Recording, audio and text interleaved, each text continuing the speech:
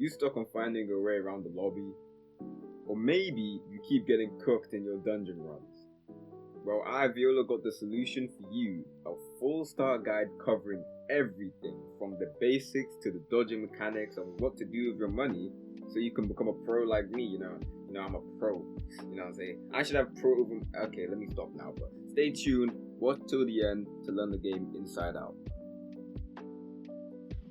Starting nice with basics, which I'll split into two categories, but we'll still run through them quite quickly, so pay attention. First, you got your attacks, which are Q, and you got E. So you can press F to do both of them, which is why the F is in the middle of both of them.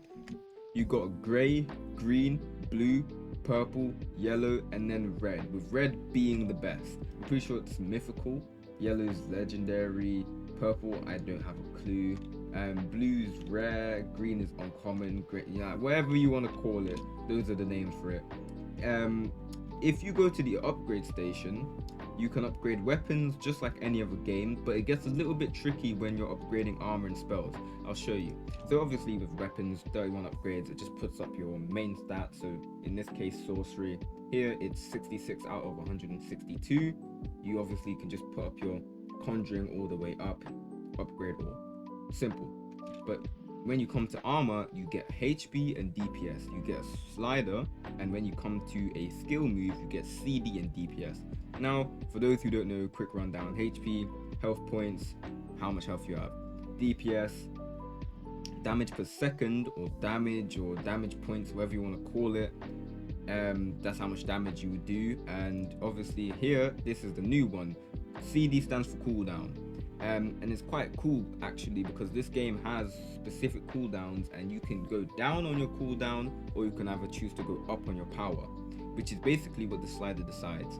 So this is the rate, this is the multiplier of whatever you upgrade, so be careful with this. But if you go to 1 over here and upgrade by 1, it will upgrade whatever you upgrade, DPS or CD, by 1. If you do upgrade all, it will go all into DPS, and it will all go into your upgrades. The best way to say it is active skills are skills that you have to activate to use them. Passive skills are skills that will activate when a requirement is met, and general skills, as you can see, it's a general buff, is just stat boosts that are just added onto your person. So general boost here, you get faster, it just adds to you, you don't have to activate it, you don't have to do anything to it, it's just there. A passive skill needs a certain requirement to be triggered for it to happen. For example, this one, you have to have a killing blow has to hit you, and that will grant you max health and small shield. This effect will trigger once every 90 seconds. An active skill is something you actually have to activate, which is why you have to press R, and that will give you whatever it gives you, whatever the game says it's going to give you. You know what I'm saying? There's dashes, there's DPS boosters, everything under the sun you can find here. And yeah, that's basically it for the skill tree. There's not much more to it, just make sure to mess around with it, find out what fits you the best. Finally, dungeon runs. Now, I'll make a deeper video on this, but for now, I have to say, I'll share some tips and tricks to aid y'all in your runs and your run times. First, I recommend you never play, if you've never played a dungeon game before, I would pick Infinite. That's where you go. Infinite lives, 2 drops, 520 XP, 4k gold in this level 20. That's horrible, but if you've never played before, it's probably your best bet, because if you die midway through, you're gonna hate it because you didn't even get any drops. You'd rather have 1 drop than no drops, you know what I'm saying? So yeah, if you've never played dungeon game before, that's what you do. Now, if you've played dungeon games before, games like Arcane Conquest or Elemental Dungeons, if you're one of these people, I'll choose free lives. Like, if you know how to play dungeon games, know how to dodge, know how to adapt, just make sure that you adapt in the first 2, like somebody. But like, I wouldn't recommend 1 life if you haven't achieved a high level in like a game like Dungeon Quest, because I doubt you're adapting on your first go. Even if you are adapting on your first go, good for you. But I wouldn't do 1 life until I've learned all the NPC mechanics and know how to dodge them, which I'll be making a full video on that, so remember to like and subscribe for that. Okay, so I'll run through a dungeon so y'all can see how I play. So first, a big thing I like to do is obviously run up to them. And one thing you need to know about these melee mercenaries is that you will always be faster than them. You are faster than every NPC in the game, remember that. So that is definitely something to remember. You are faster than literally every NPC in the game. So just run, you can run like right through them, as you can see. But yeah, you want to bring them all together. That's definitely something you want to do. Just kill them, you know, bring them all together, use your spells, use your attacks, kill them. Be careful of the mercenaries. Mercenaries, the guys who are shooting the, you know, the, what's it called, the straight red lines. Be careful of them, because they do double, and that catches people out a lot. What you're gonna want to do with these guys, I'm only saying the mercenaries because they are in the lower dungeons as well. What you're gonna want to do in these guys is some simple circle strafing. That's probably the best way to go for them. Do not run. Do not try strafe in a, how do I say this? Do not try to dodge them in a straight line. Don't do it. It's gonna end up very bad for you. But it is very smart to bait them in a straight line, because then it's an easier dodge. You just have to walk to the side. Another thing you're going to want to look at is jumping. Now, this is why I said it's crucial in the start, because unlike the Dungeon Quest, unlike the other games, dungeon games on Roblox, if you jump, as you've just seen, you can dodge attacks by jumping. Now, obviously, if you're right in the middle of the attack, you're probably going to get hit, but not that one. That is because he was dead, I didn't get hit. But like, you can basically dodge attacks in this game just by jumping. So make sure you jump. Like, if you know that, oh, it's too far, you think it's too far, you don't think you're gonna escape, jump. Like, it does work. So that's another point to definitely look at.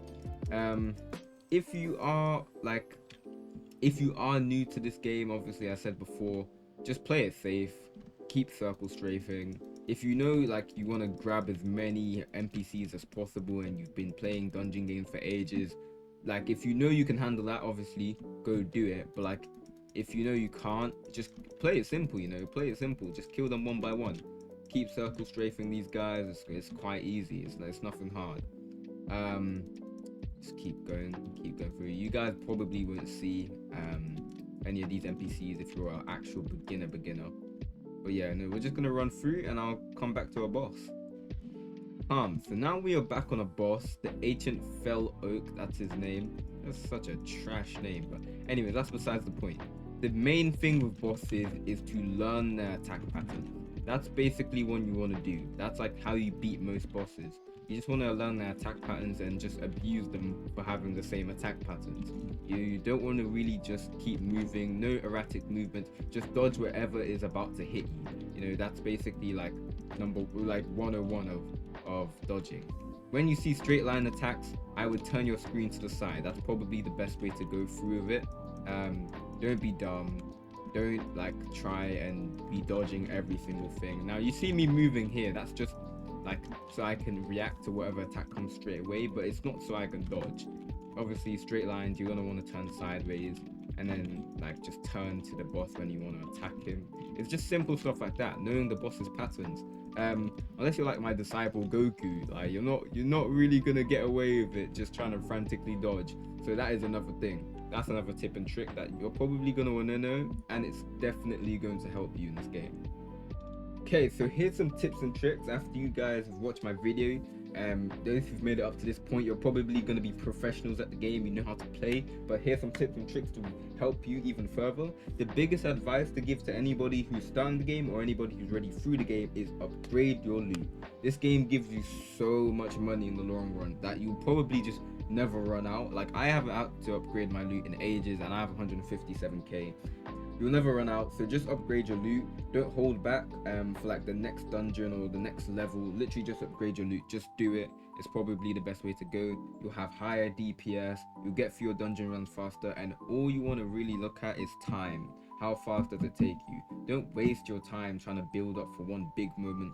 Spend your money, get your loot upgraded. Obviously, as you can see, all of my loot is fully upgraded into DPS. Now that's just me. Whatever you want to upgrade your loot into, do it, but make sure you do it right when you're doing it. Another thing is to keep any items you have that are purple and above. People will always be looking to trade you if your items are purple above. but most importantly, keep your amulets and your runes. Now I say your runes because obviously you can have runes of luck and stuff, and those trade really nicely. I have one ancient rune of prosperity, 6.5% luck on here. But if you keep your amulets, that means you can get the one fabled, which is the highest rarity in the game. The one fabled item is an amulet, and I'm pretty sure it's a Raven Dawn amulet. You guys correct me in the comments if I'm wrong. Yeah, no, I think it is a Raven Dawn amulet, but that's mythical right there. He could, if he gets two more of those, he could get the fabled version, which is the highest in the game. So that's basically what you want to aim for. Just want to aim for that type of composition of a player. That's gonna give you really good damage, really good stat buffs. But yeah, no, that's basically it. Once again, if you need any help, let me know in the comment section below. Remember to like, sub for more content, and do not get scammed in your trades, guys. I'll be watching. Peace.